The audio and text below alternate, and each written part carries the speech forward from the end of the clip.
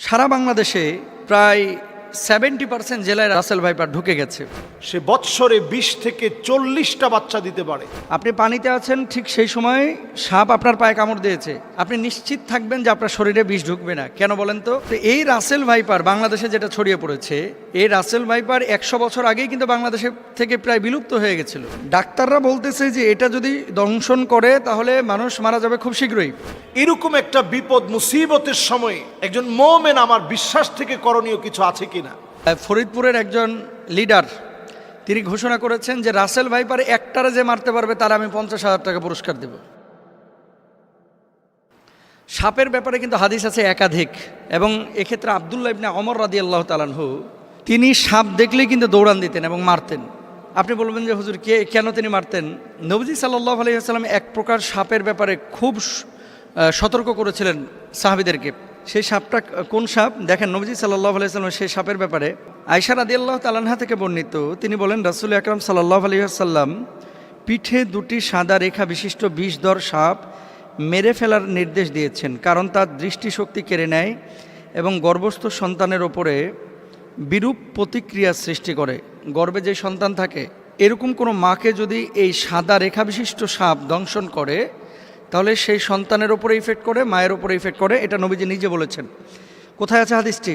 সহিহ মুসলিম Islamic foundation থেকে যেটা অনুবাদ করা হয়েছে সেখানে এই হাদিসটি আমরা যদি খুঁজি তাহলে পাবো। এরপর আসেন আরেকটি হাদিস, ওয়াকল আল আবদারু ওয়াদুত্তুফ ইয়াতাইনে। নবীজি কি বলছেন? লেজ খসে যাওয়া এবং পিঠে 2টি সাদা রেখা বিশিষ্ট সাপ।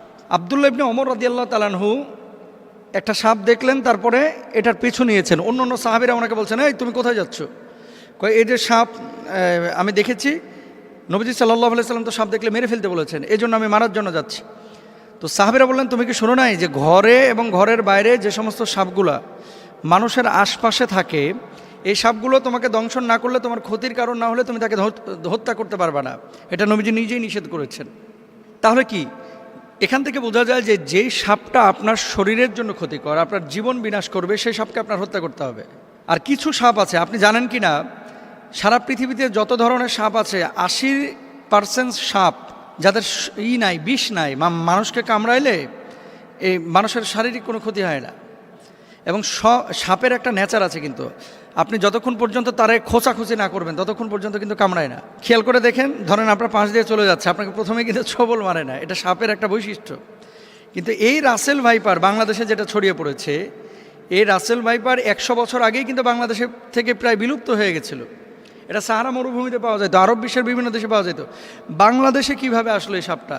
এখন আমরা জানি না যে এটা কারো ষড়যন্ত্র কিনা বাংলাদেশের কৃষিখাত ধ্বংস করার জন্য, যে এই রাসেল ভাইপার ছাড়িয়ে দিলে কৃষকরা ভয়ে মাঠে যাবে না, ধান কাটতে পারবে না বা জঙ্গলে যাবে না, কারণ এটার ইফেক্ট কিন্তু কৃষিখাতে অবশ্যই পড়বে। ডাক্তাররা বলতেছে যে এটা যদি দংশন করে তাহলে মানুষ মারা যাবে খুব শীঘ্রই, এবং ওই যে মেডিসিন বা ইঞ্জেকশন দেওয়ার পরে, অ্যান্টিভেনম দেওয়ার পরেও কিন্তু কাজ হয় না। অনেক সময় কিডনি বিকল করে ফেলে, হার্ট দুর্বল করে ফেলে, হার্ট বিকল করে ফেলে, এই জন্য মানুষ মারা যায়। এখন নবীজি সাল্লাল্লাহু আলাইহি ওয়াসাল্লামের সেই হাদিস থেকে আমরা স্পষ্টরূপে বুঝতে পারি যেহেতু রাসেল ভাইপার মানুষের জন্য ক্ষতিকর। এবং আজকে দেখলাম পত্রিকায় ফরিদপুরের একজন লিডার তিনি ঘোষণা করেছেন যে রাসেল ভাইপার একটারে যে মারতে পারবে তার আমি 50,000 টাকা পুরস্কার দেব। তো এখন মানুষের জীবন আগে ভাই, প্রাণী, এই সাপ, পোকামাকড় যারা দংশন করে এগুলো পরিবেশের ভারসাম্য অবশ্যই রক্ষা করে, কিন্তু মানুষের জীবনের জন্য যদি ক্ষতির কারণ হয়ে দাঁড়ায়, নবীজির ভাষ্য অনুসারে সেটাকে হত্যা করতে হবে।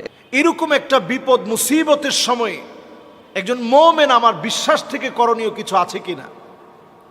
নবীজি সাল্লাল্লাহু আলাইহি ওয়াসাল্লাম এমন একটি দোয়া শিখিয়েছেন, সুনান তিরমিজির ভিতরে এই দোয়াটি এসেছে, হাদিসের কিতাবগুলোর ভিতরে এই দোয়াটি এসেছে। নবী করিম সাল্লাল্লাহু আলাইহি ওয়াসাল্লাম এই দোয়াটি আমাদেরকে শিখিয়েছেন। নবীজি সাল্লাল্লাহু আলাইহি ওয়াসাল্লাম বলছেন, আউযু বিকালিমাতিল্লাহি তাম্মাতি মিন শাররি মা খলাক। আমি আবার বলছি, আউযু বিকালিমাতিল্লাহি তাম্মাতি মিন শাররি মা খলাক। আউযু বিকালিমাতিল্লাহি তাম্মাতি মিন শাররি মা খলাক। সকাল সন্ধ্যায় 3 বার করে এই দোয়াটি পড়ুন। সকাল এবং সন্ধ্যায় 3 বার করে আপনি এই দোয়াটি পড়েন।